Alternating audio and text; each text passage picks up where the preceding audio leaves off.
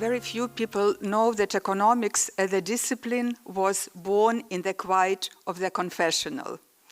As freedom in the late Middle Ages awakened economic life, people began to produce and trade independently. Yet new opportunities also brought uncertainty. What is a fair price? A just wage? An honest contract? Is it fair to gain a profit? Seeking answers, people turned to their confessors, who became moral interpreters of the economic life.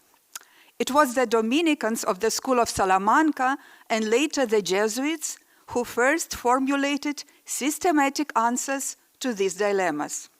These late scholastics grounded their reasoning on St. Thomas Aquinas and extended his teachings into the commercial realities of their own age. On the question of the just price, for example, they pronounced that the just price is the price agreed upon by two parties, freely entering into exchange. The decisive element was not the cost of resources nor the amount of labor, but the free will and the mutual consent of the two parties. So the theologians of Salamanca laid the foundations of what later became economic science. Over time, however, economics parted away from theology, and today it looks like this vast sphere of our lives where we produce, cooperate, and exchange is completely autonomous from the dominion of God. And when we hear divine mercy in relation to economics, we tend to think of sharing, almsgiving, and generosity toward the poor. That field is well described. Yet the relationship between economic exchange per se, in which all of us are engaged 90% of our earthly life, attracts very rarely attention. And since I was asked to explore the role of divine mercy in the most earthly domain, let us focus on economic exchange, which takes our lives, and inquire whether this profane sphere of self-interest may be a domain where divine mercy quietly unfolds. So let us follow divine mercy in its path, and as Sister Faustina witnessed, the two rays which emanated from the heart of Jesus covered our chapel and the infirmary, then the whole city, and spread out over the whole world. So what is economic exchange? It is, first of all, not only economic, it is a relationship. And it happens among persons. And according to tradition, the first exchange took place between the farmer and the shepherd. It is an act whereby people with different talents and needs and preferences meet and agree to trade what they possess to what they need more. And to understand exchange better, let us go to the principle which was already mentioned in the introduction, the principle of scarcity, which is the grounding principle why people think and act economically.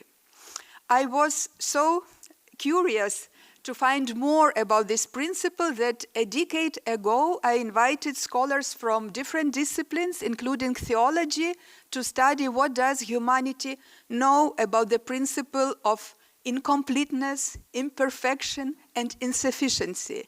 And we found out that it is as basic as form and matter. This principle of not yet is very well described in the first pages of Genesis, when God creates the universe and everything that will come a moment later, at that moment is not yet here. Remember, the grass was not here because there was no rain, and so on and so forth. So we found out that this principle is so fundamental, and every one of us experience lack in our life as a need of sustenance, as a thirst for knowledge, the desire for beauty and love. And the good news is that not only we are lacking, but also the world created by God lacks perfection. It lacks completeness. And only therefore God can say to people in the book of Genesis, go, multiply, and subdue the world. And we can only be vicars of the earth because the earth is not completed yet. So we can contribute by our creativity, by our cooperation, and by doing so, we accomplish ourselves. Without the patience, without the efforts, we could not also become ourselves.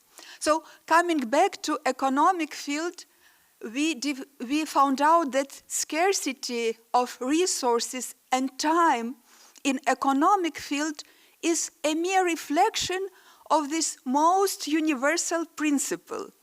And therefore scarcity cannot be abolished. And all our human action is a response to scarcity, and so is exchange. In exchange, we find a person who has something that we need, and we offer the fruits of our toil in exchange. And because we all are different, and this is really a beautiful insight, only because we all are different, reciprocity between people happens. If we all were the same, if we had the same gifts, the same needs, the same preferences, there would be nothing to exchange. So this diversity of people is like a raw material which brings us together and allows us to cooperate and to exchange.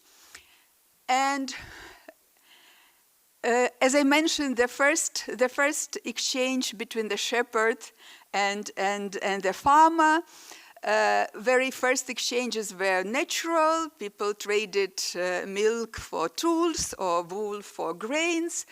And then with the evolvement of money, money allowed humanity to save enormous time and efforts because we could trade actually with anyone. We did not have to find a person who has something that I need.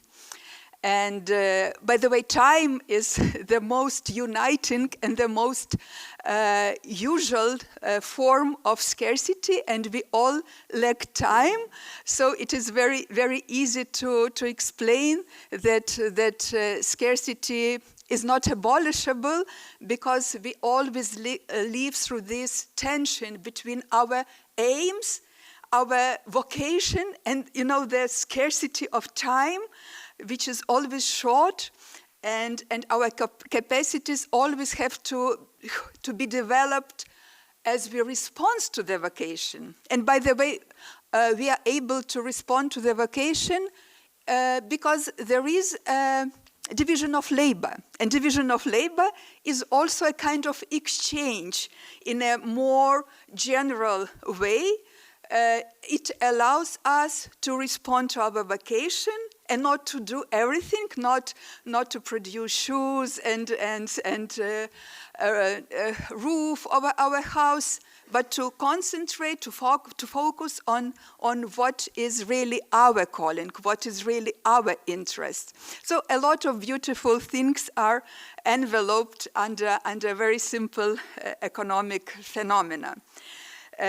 So scarcity is not an accident, it's a constitutive feature of human life. It presses us to act, to envision a more fitting, a better state of affairs, and to bring it into being.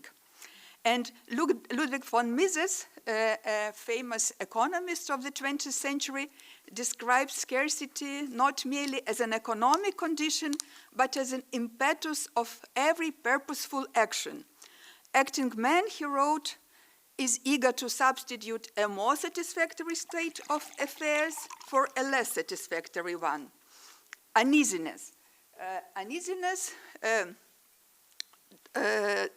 acts on us as a trigger, and we look for possibility to better the situation and to achieve some betterment. And although economic exchange allowed humanity to provide for sustenance, to have those grain and milk and wool much easier than without it, it was covered by myth which stigmatize exchange, and therefore many people believe that exchange is a zero-sum game, which means that if one party in exchange gains, another party must necessarily lose, and no new value is created in exchange.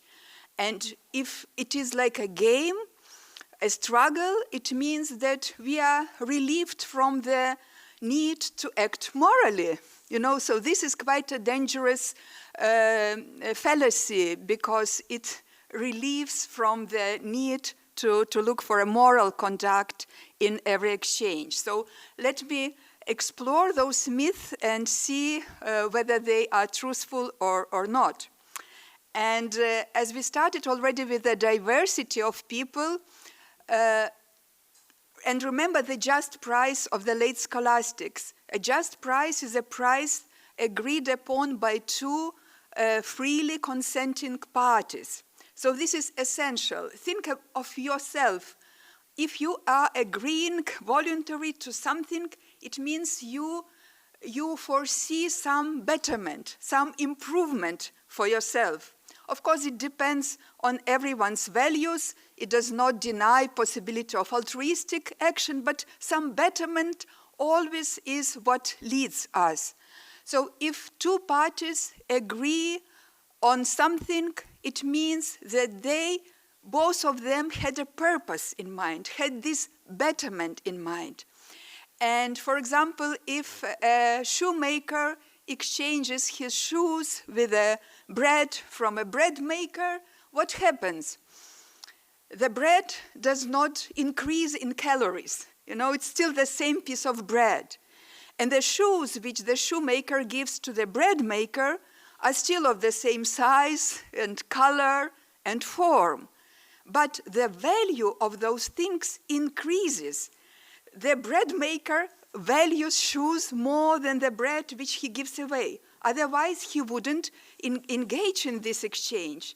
And the same, the shoemaker, he gains the bread which he values more than the shoes. And it means that the value for both parties increases, but also the overall value increases, and our well-being, if we see a lot of exchanges around us, the overall value of well-being can increase just by the very act that people consented and they agreed to exchange things that they have. And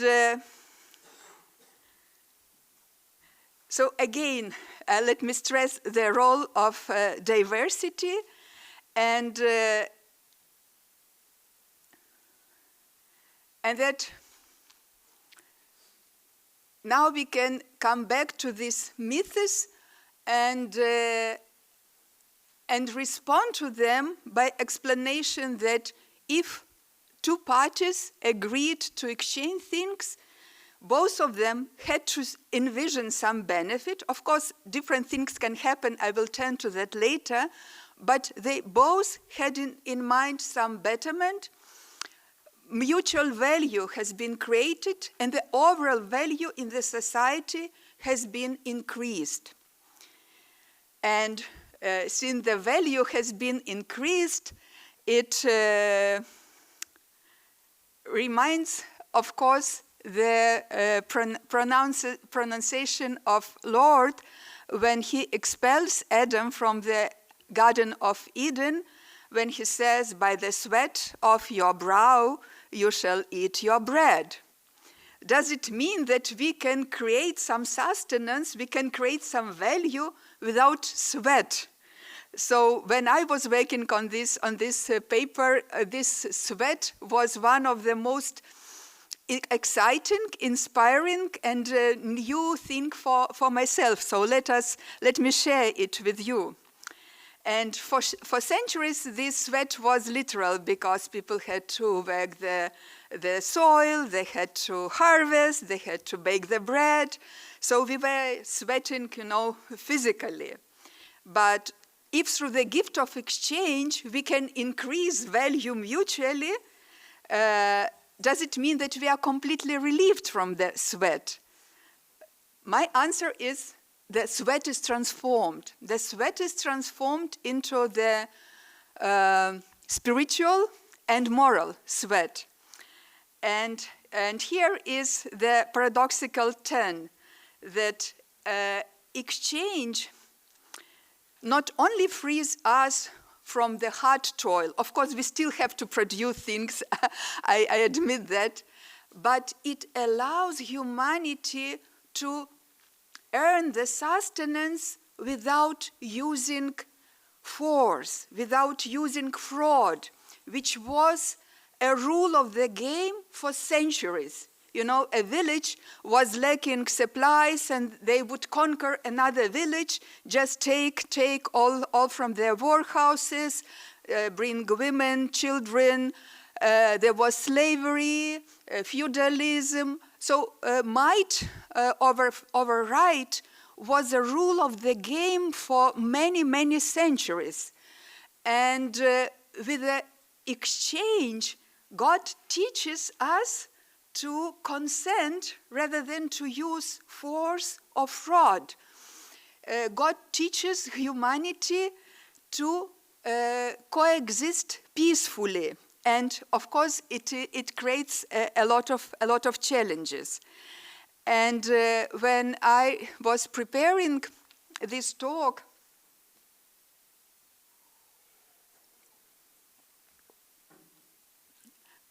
at the moment when we see that a value is created in exchange, it looks like a miracle. It's counterintuitive. And therefore, for many people, even in economic field, I think it's not something which they would accept naturally. And when we see something almost miraculous, we can say, it's strange, but we can also say, isn't it a sign of divine mercy? Because through exchange, through consent, through mutuality and reciprocity, humanity is taught to not to depend on power, not to depend on enslavement, not to depend on fraud and cheating. And for me, this is really a very, very powerful seed of divine mercy. But of course, we all see that people do not accept it. Why? Again, throughout centuries, people lived by this predatory or victim mentality. Predatory mentality refuses reciprocity, and the victim mentality refuses agency. So people still believe, again, that exchange is a zero-sum game, and if they believe so, they really go into every exchange as into a fight.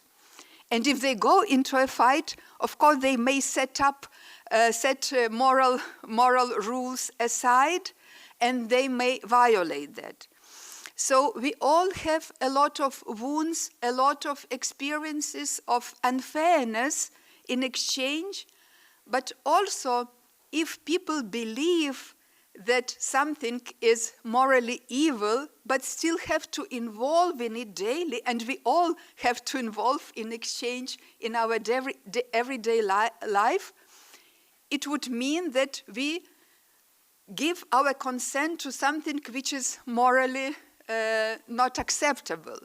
So understanding here becomes really important, because from understanding starts a possibility to practice moral norms in every economic exchange.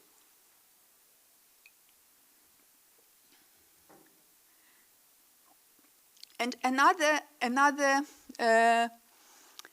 weakness which leads our inability to accept the mercy of God in economic life is a well-known principle from the Bible, where we see the speck in another's eye and miss the beam in our own. So very frequently we, of course, know our own interests in exchange very well, but we disregard the interest of the other party, and we disregard that the other party also wants to gain as well as we do. And most importantly, these studies of scarcity and lack allow us to see that at the beginning people feel that this exchange will relieve all of my scarcity. But since scarcity is a primary element, it cannot be completely removed from our life. So it also may happen that after exchange we feel uneasiness, because scarcity, uneasiness is still around us. You know, it was not completely removed. And therefore a person may think that it was an unjust exchange. So we mix the structural reason with an emotional or moral reason, and frequently we could feel that the exchange was not fair, although the other party may feel the same, because the scarcity of the other party, uneasiness, still remained after exchange. So all of this leads me to resolution which I found in ancient Greek term katalaxis. In the classical usage, the verb katalasso meant not only to exchange, but also to reconcile and to admit into community, and even to admit an enemy as a friend. And Apostle Paul employs this noun, katalage, to describe the reconciliation of humanity with God through Christ. And interestingly, it was 19th century Archbishop Richard Whately and later Nobel Prize winner Friedrich von Hayek who coined katalaxy to describe spontaneous order of economics. Hayek was insisting that economia, which means the management of a household, does not describe the economics as it is, because in a household we have the same interests, and in the market we have diverse and even opposing interests. And therefore he insisted that reconciliation, this katalaxy, is much closer meaning than economia to describe what we all do on the market exchange. And so katalaxis explains reconciliation in a peculiar way, because two parties again are brought to instant equality of exchange, and their diversity is a reason that they are brought to this nice equality. So they are reconciled, and their liberty is never absolute, we know, but still they are reconciled. And today I want to share with you even a deeper layer of reconciliation based on what I said about humanity not accepting divine mercy, not practicing fully morality in exchange. It means that for us to go again and again in a new exchange means to forgive and to reconcile with all those wounds which we probably had, true wounds or maybe imagined wounds because of our own blindness. So it means to reconcile, and as Mother Teresa said, you may be many times, put down, but you still have to trust, to believe. Trust is an important word here, trust in you. So we have to reconcile again and again, and here the Lord's Prayer comes to our help, because we can enhance the scope of the debtors to whom we have to forgive, the trespassers, the scope is enlarged by all of our economic parties with whom we have relationship, our employers, employees, the people from whom we buy grocery, coffee, people about whom we murmur all the time that they sell too expensive, and we also want to sell expensive and to buy cheap. So this increases the scope of our forgiveness, and as a result, it may bring more peace to our hearts. So to come me to a conclusion, this reconciliation is transformative, and our sweat now may change form from physical to spiritual and moral effort.